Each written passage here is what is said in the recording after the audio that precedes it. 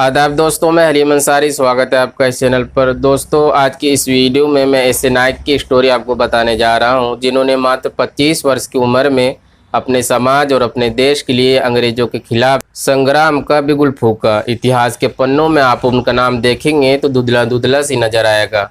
हाँ, राजनीति रोटियां सेकनी हो या उनके नाम पर रोड बटोरने हो तो अलग बात है। आज हम आपको आदिवासी नायक बिरसा मुंडा की साहसिक कहानी और उनके इतिहास के बारे में बताने जा रहे हैं। उनकी महान गाथा को सुनने के बाद अपने मन में आगे बढ़ने की अपार प्रेरणा और दिल में देश के प्रति प्रेम भावना जागृत होगी। उन्होंने आदिवासियों के अधिकारों की लड़ाई लड़ी। बिरसा मुंडा न सिर्फ आदिवासियों के बल्कि इस देश की जनता के नायक हैं। बिरसा मुंडा का जन्म 15 नवंबर 1875 में झारखंड के रांची जिले के उलिहतु गांव में हुआ था। उनके पिता का नाम सुगना मुंडा और माता का नाम कर्णमी हटू था।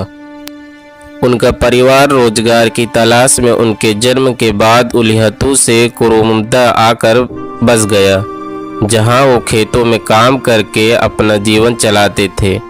उसके बाद फिर काम की तलाश में उनका परिवार बम्बा चला गया। गरीबी के चलते बिरसा के माता पिता ने उन्हें उनके मामा के पास अयुबत्तु गांव भेज दिया, जहां उन्हें स्कूल में पढ़ने के लिए भेजा गया। बिरसा के शिक्षक ने उनकी पढ़ाई की रुचि देखकर उन्हें क्रिश्चियन स्कूल में जाने का सुझाव दिया। वो पढ़ाई में बेहद ही होशियार थे। ये वो दौर था जब क्रिश्चियन स्कूल में पढ़ाई करने के लिए ईसाई धर्म अपनाना जरूरी था, इसलिए उन्होंने पढ़ाई के कारण ईसाई धर्म को स्वीकार कर लिया और अपना नाम बदलकर डेविड रख लिया। परंतु स्कूलों में उनकी आदिवासी संस्कृति का हमेशा उपहास किया जाता था। वे वाद विवाद में हमेशा जल जंगल और जमीन पर हक की वकालत करते थे। स्कूल के पादरी ने कहा था कि यदि वो सब ईसाई बने रहें, उनके आदेशों का पालन करते रहे तो मुंडा सरदारों की छीनी हुई भूमि को वापस करा देंगे। लेकिन 1886 और 1887 में मुंडा सरदारों ने जब भूमि को वापस लेने के लिए आंदोलन किया तो इस आंदोलन को न सिर्फ दबा दिया गया, बल्कि ईसाई मिशनरियों ने इस आंदोलन का विरोध भी किया। ये सब देख बिरसा मुंडा को काफ़ी आघात पहुंचा। उन्होंने इसके खिलाफ बगावत छेड़ दी और इसी वजह से उन्हें स्कूल से निकाल दिया गया। बिरसा ईसाई स्कूल को छोड़ने के बाद हिंदू धर्म के प्रभाव में आ गए। इसके बाद वो ईसाई धर्म में परिवर्तन का विरोध करने के साथ ही आदिवासियों में जागरूकता फैलाने लगे। दरअसल उसी समय इस इलाके में रेल लाइनें बिछाने का काम चल रहा था। अंग्रेजों द्वारा आदिवासियों का शारीरिक और चारित्रिक शोषण किया जा रहा था। आदिवासियों को ईसाई धर्म में परिवर्तन करने के लिए जबरन मजबूर किया जा रहा था। बिरसा ने सरकार की इन नीतियों का जमकर विरोध किया। मुंडा जनजातियों ने 18वीं सदी से लेकर 20वीं सदी तक कई बार अंग्रेजी सरकार और भारतीय शासकों जमींदारों के खिलाफ विद्रोह किए। बिरसा मुंडा के नेतृत्व में 19वीं सदी के आखिरी दशक में किया गया मुंडा विद्रोह 20वीं सदी के सर्वाधिक महत्वपूर्ण जनजातीय आंदोलनों में से एक है। इसे उलगुलान नाम से भी जाना जाता है। आदिवासियों को लगातार जल जंगल जमीन और उनके प्राकृतिक संसाधनों से बेदखल किया जाता रहा है और वे इसके खिलाफ आवाज़ उठाते रहे हैं। 1854 में सभी मुंडाओं को इकट्ठा कर बिरसा ने अंग्रेजों से लगान माफी के लिए आंदोलन चलाया।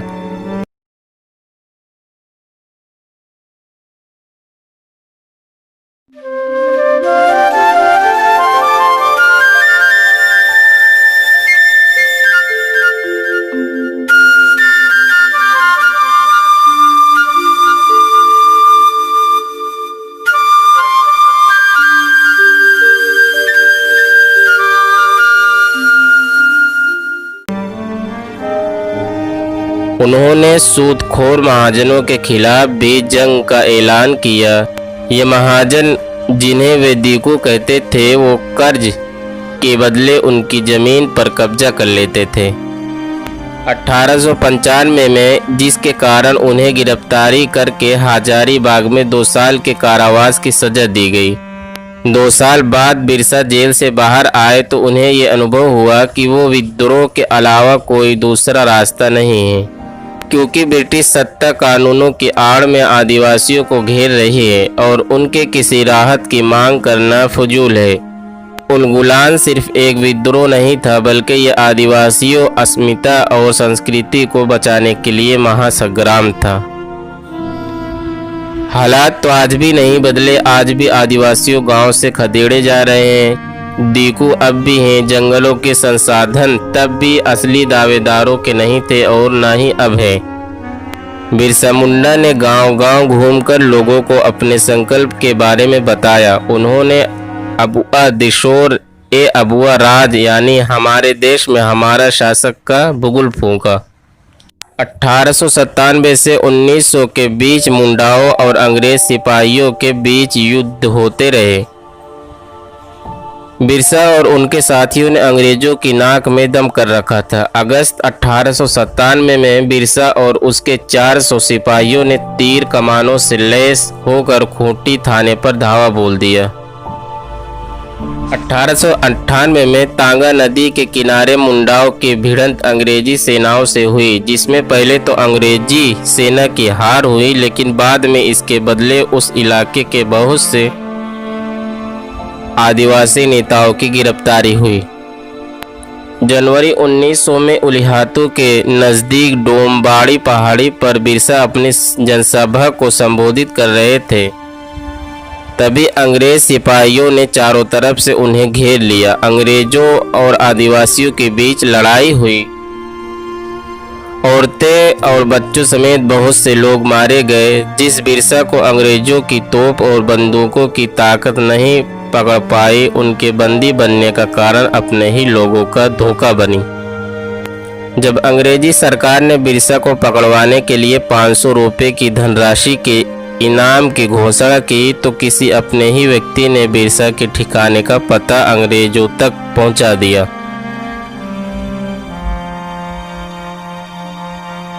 अंत में बिरसा भी 3 फरवरी 19 को चक्रधरपुर में गिरफ्तार कर लिए गए। अदालत में बिरसा पर झूठा मुकदमा चला और उसके बाद उन्हें जेल में डाल दिया गया। अंग्रेजी हुकूमत भी उन्हें मिटा देने पर ही तुली हुई थी। जेल में उन्हें किसी से मिलने तक नहीं दिया जाता था। इसी बीच 9 जून 1900 को बिरसा की रांची के कारागार में मौत हो गई। उनकी मौत का कारण हैजा बताया गया। कुछ लोग मानते हैं कि उन्हें जेल में अंग्रेज द्वारा धीमा जहर दिया जाता था, इसलिए अंग्रेजों ने उनकी लाश परिजनों को सौंपने व मुंडा परंपरा के तहत दफनाने के बजाय उनका आनन फानन में दाह संस्कार कर दिया था। इसी कारण बिरसा को अमर शहीद कहा जाता है। मात्र 25 वर्ष के छोटे से जीवन काल में बिरसा ने न सिर्फ आदिवासी चेतना को जागृत किया, बल्कि सभी आदिवासियों को एक छतरी के नीचे एकजुट करने में भी वह सफल रहे हैं। बिरसा कहते थे, आदमी को मारा जा सकता है, उसके विचारों को नहीं। बिरसा के विचार मुंडाओं और पूरी आदिवासी कौम को संघर्ष की राह दिखाते रहे। आज भी आदिवासियों के लिए बिरसा का सबसे बड़ा स्थान है।